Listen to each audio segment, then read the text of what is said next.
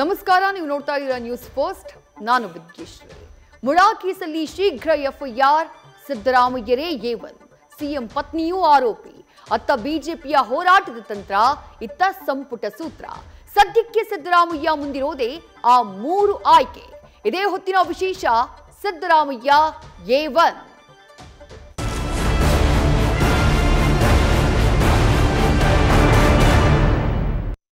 FIR ದಾಖಲಿಸುವುದಕ್ಕೆ court ಸೂಚನೆ ಕೊಡ್ತಾ ಇದ್ದ ಹಾಗೆ ಸಿಎಂ ಸಿದ್ದರಾಮಯ್ಯಗೆ ಮುಡಾ ಟೆನ್ಷನ್ ಹೆಚ್ಚಾಗಿದೆ.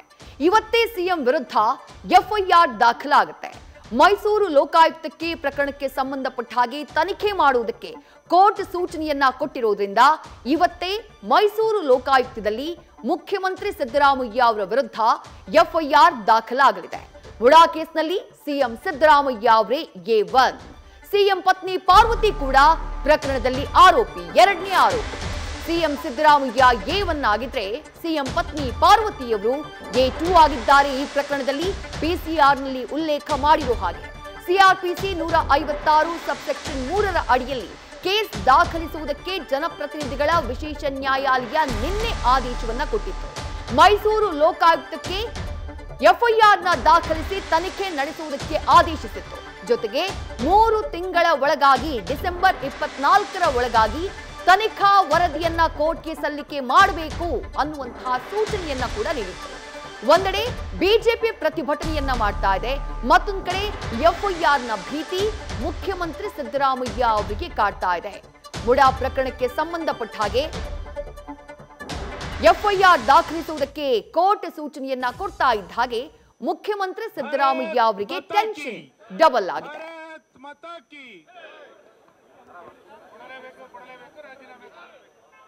ಕೊಡಲೇಬೇಕು ಕೊಡಲೇಬೇಕು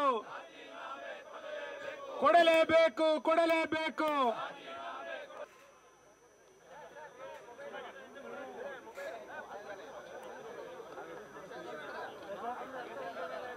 ಇನ್ನು ಮುಡಾ ಪ್ರಕರಣದಲ್ಲಿ PCRನಲ್ಲಿ ಉಲ್ಲೇಖಿಸಿರೋ ಪ್ರಕಾರ ಎಫ್ಐಆರ್ ದಾಖಲಾಗುತ್ತೆ. ಯಾರನ್ನ A1, ಯಾರನ್ನ A2, ಯಾರನ್ನ A3 ಮಾಡಿದ್ದಾರೆ ಅದನ್ನ ನೋಡ್ತಾ ಹೋಗೋಣ. ಗಮನಿಸ್ತಾ ಇದ್ದೀರಿ, ಪ್ರಕರಣದ ಮೊದಲ ಆರೋಪಿ A1 ಸಿದ್ದರಾಮಯ್ಯ ಅವರು, ಈ ರಾಜ್ಯದ ಮುಖ್ಯಮಂತ್ರಿಗಳು. ಅವರನ್ನ A1 ಮಾಡಲಾಗಿದೆ. ಯಾವ ಕಾರಣಕ್ಕಾಗಿ ಅಂತಂದ್ರೆ, ತಮ್ಮ ಅಧಿಕಾರವನ್ನ ದುರ್ಬಳಕೆ ಮಾಡಿಕೊಂಡು ಅವರು 14 ಸೈಟ್ಗಳನ್ನ ತಮ್ಮ ಪತ್ನಿಯ ಹೆಸರಿಗೆ ಮಾಡಿಕೊಂಡಿದ್ದಾರೆ ಅನ್ನುವಂತಹ ಆರೋಪ ಅವರ ಮೇಲಿರುವುದು. ಹಾಗಾಗಿನೇ ಸಿದ್ದರಾಮಯ್ಯ ಅವರನ್ನ A1 ಮಾಡಲಾಗಿದೆ ಈ ಪ್ರಕರಣದಲ್ಲಿ. ಇನ್ನು ಈ ಪ್ರಕರಣದಲ್ಲಿ ನೇರ ಫಲಾನುಭವಿಯಾಗಿರುವುದು ಯಾರು? ಬದಲಿ ಸೈಟ್ ಅನ್ನ 14 ಸೈಟ್ಗಳನ್ನ ಮೈಸೂರಿನ ವಿಜಯನಗರದಲ್ಲಿ ಪಡೆದಿದ್ದು ಸಿದ್ದರಾಮಯ್ಯ ಅವರ ಪತ್ನಿ BM ಪಾರ್ವತಿಯವರು. ಹಾಗಾಗಿ ಸಿಎಂ ಪತ್ನಿ BM ಪಾರ್ವತಿಯವರು ಈ ಕೇಸ್ನಲ್ಲಿ A2 ಆಗಲಿದ್ದಾರೆ. ಎಫ್ಐಆರ್ ದಾಖಲಾಗಬೇಕು. PCR ಏನ್ ರಾಜ್ಯಪಾಲರ ಬಳಿ ಹೋಯಿತು, ಅದಾದ ನಂತರ ಕೋರ್ಟ್ನಲ್ಲಿ ವಿಚಾರಣೆ ಆಯಿತು. ಕೋರ್ಟ್ನಲ್ಲಿ ವಿಚಾರಣೆಯಾಗುವಂತಹ ಸಂದರ್ಭದಲ್ಲೇ ಈ ಆರೋಪಿಗಳು ಯಾರು A1, ಯಾರು A2, ಯಾರು A3 ಅನ್ನೋದನ್ನ ವಿವರಿಸಲಾಗಿತ್ತು. ಪ್ರಕರಣದಲ್ಲಿ 2ನೇ ಆರೋಪಿ BM ಪಾರ್ವತಿ, ಸಿಎಂ ಸಿದ್ದರಾಮಯ್ಯ ಅವರ ಪತ್ನಿ.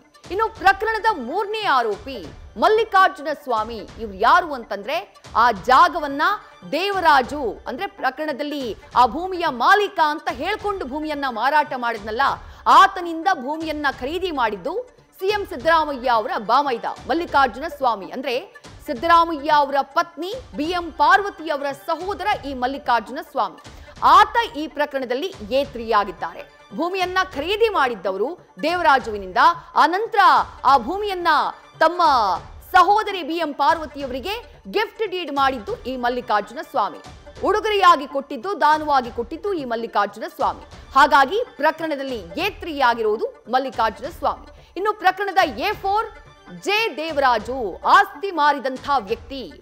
ಎಲ್ಲೂ ಕೂಡ ದಾಖಲೆಗಳಲ್ಲಿ ಆ ಜಾಗದ ಪೊಸಿಷನಿಂಗ್ ಅಥವಾ ಓನರ್ಶಿಪ್ ಈ J ದೇವರಾಜು ಅನ್ನುವಂಥ ವ್ಯಕ್ತಿಯ ಹೆಸರಿನಲ್ಲಿ ಇರಲಿಲ್ಲ. ಜಾಗದ ಮೂಲ ಮಾಲೀಕ ನಿಂಗ ಅನ್ನುವಂಥ ವ್ಯಕ್ತಿ ಯಾರಿದ್ದಾರೆ ಅಂದ್ರೆ ದೇವರಾಜು ತಂದೆ, ಆತನ ಹೆಸರಿನಲ್ಲಿತ್ತು. ಭೂಮಿಯ ಸ್ವಾಧೀನವನ್ನ ದೇವರಾಜು ಹಾಗೆ ಸಹೋದರ, ಮತ್ತೋರ್ವ ಸಹೋದರ ಮಲ್ಲಯ್ಯ, ಇವರಿಬ್ರು ಸೇರ್ಕೊಂಡು ಮೈಲಾರಯ್ಯ ಅನ್ನುವಂಥ ತಮ್ಮ ಸಹೋದರನಿಗೆ ನೀಡಿರ್ತಾರೆ. ಹಾಗಿದ್ದಾಗ್ಲೂ ದೇವರಾಜು ಆ 3 ಎಕರೆ 16 ಗುಂಟೆ ಜಾಗ, ಕೆಸರೆ ಗ್ರಾಮದಲ್ಲಿದ್ದಂತಹ 3 ಎಕರೆ 16 ಗುಂಟೆ ಜಾಗವನ್ನ ತನ್ನ ಜಾಗ ಅಂತ ಹೇಳಿ ಆತ ಮಲ್ಲಿಕಾರ್ಜುನ ಸ್ವಾಮಿಯವರಿಗೆ ಮಾರಾಟ ಮಾಡಿದ್ದ. ಹಾಗಾಗಿ ಪ್ರಕರಣದಲ್ಲಿ ತಾನೇ ಭೂಮಿಯ ಮಾಲೀಕ ಅಂತ ಹೇಳಿ ಜಾಗವನ್ನ ಮಾರಾಟ ಮಾಡಿದಂತಹ ವ್ಯಕ್ತಿ ಜೆ ದೇವರಾಜು ಈ ಪ್ರಕರಣದಲ್ಲಿ 4ನೇ ಆರೋಪಿ. ಹಾಗೆ ಎಫ್ಐ ಆಗಿ ಇತರರು ಯಾರ್ಯಾರು ಇದರಲ್ಲಿ ಇನ್ವಾಲ್ವ್ ಆಗಿದ್ದಾರೋ ಅವರ ಹೆಸರುಗಳನ್ನ ಉಲ್ಲೇಖ ಮಾಡಲಾಗಿದೆ. A1 CM Siddaramaiah, A2 BM Parvati ಅವರು, ಹಾಗೆ A3 ಪಾರ್ವತಿಯವರ ಸಹೋದರ ಮಲ್ಲಿಕಾರ್ಜುನ ಸ್ವಾಮಿ, ಹಾಗೆ A4 ಜಾಗವನ್ನ ಮಾರಾಟ ಮಾಡಿದಂಥ ಜೆ ದೇವರಾಜ್.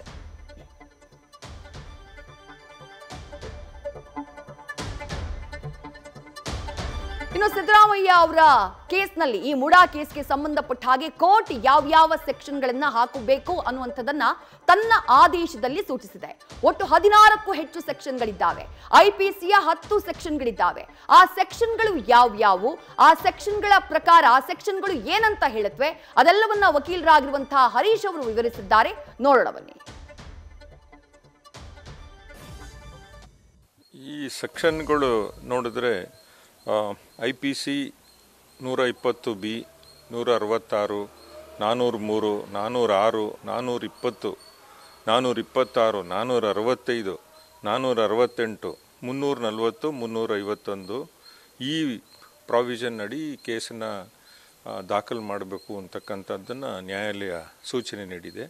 ಇದು ಹಳೆ IPC ಸೆಕ್ಷನ್ಗಳನ್ನು ಇನ್ವೋಕ್ ಮಾಡಿದ್ದಾರೆ.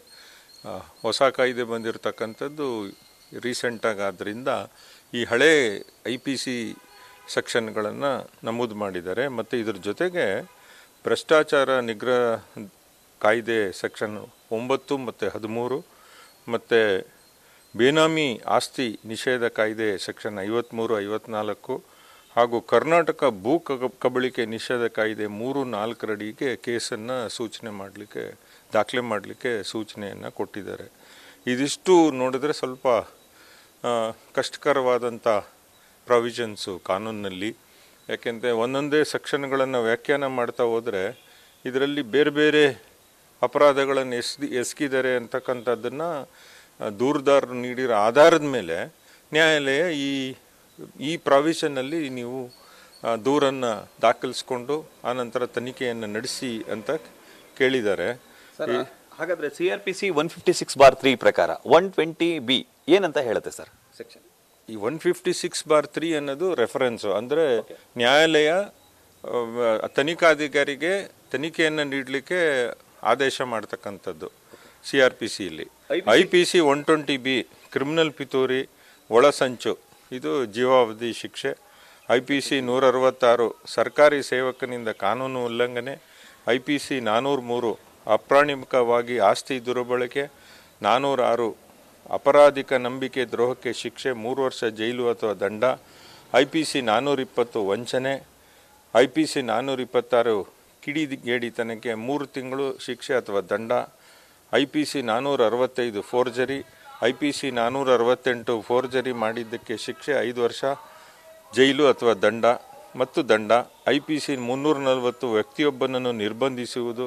IPC 351 ದಾಳಿ ಮಾಡುವ ಭಯ ಹುಟ್ಟಿಸುವುದು. IPC 9 ಲಂಚ ಸ್ವೀಕಾರ ಅಥವಾ ಲಂಚ ನೀಡಲು ಶಿಕ್ಷೆ. ವೈಯಕ್ತಿಕ ಪ್ರಭಾವ.